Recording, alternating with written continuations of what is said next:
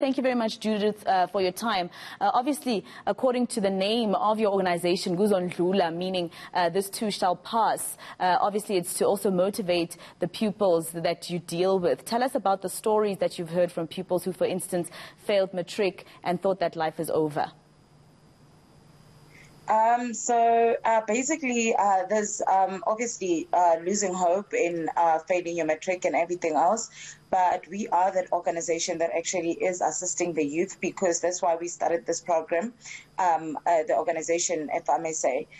So what we're planning to do is obviously to transform the lives of the youth and actually ensure that obviously they still have hope regardless of any other situation, because it doesn't matter where you're from, what you are currently facing at the moment. Obviously, Kuzondlula, as you just mentioned, which is the name of our organization. How long have you been in existence, for instance, and how many pupils have you really assisted to, get by and probably just go back and write their exams? Because I imagine that a lot of people who fail matric are too scared to go back to the same school because they're scared of the bullying that might happen from the previous grade 11s and now them joining that class. How long have you existed, and what exactly do you offer these pupils? Yeah, so Kuzondlula Motivational Tour is a non-profit organization that was formed in 2014. We are registered with social development, and obviously we have been making sure and ensuring that obviously we keep the youth of South Africa intact. So basically what we have been doing in the past is we have introduced programs such as 4IR.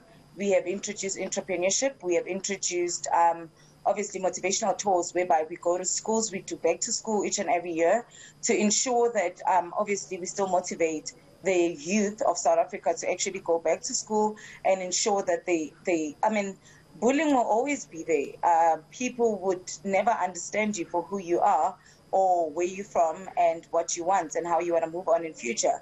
But what we do is that as an organization, we make sure that the youth still understand that what matters is themselves and their future and where they want to see themselves.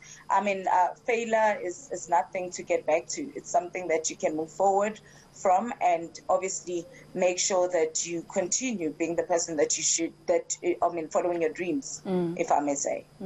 Existing from 2014 obviously now means that you've assisted quite a number of pupils.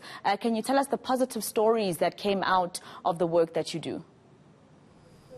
So we've had over 25 women currently who decided to join Kuzondlula Motivational Tour, who are basically, so let me start by myself. I was born in Ivory Park, and I decided to do sports coaching, which is a different career more than obviously where I'm from. Everyone wanted to be a teacher, everyone wanted to be a lawyer, police officer, and so on. But I'm a sports coach, and I've been doing well in my field per se. And so we had 25 women that had decided to join the team as well, who are currently doing well in actually the careers that they followed at the moment. And obviously they didn't pass their matric, some of them. They are now currently entrepreneurs to say. They currently started their own businesses and have been following up with them, and they're doing great. And also, our chairperson as well is one of the most amazing people, a young gentleman, Uvuyo, that decided to start this organization by himself, and he's also doing great. He's also from Ivory Park as well.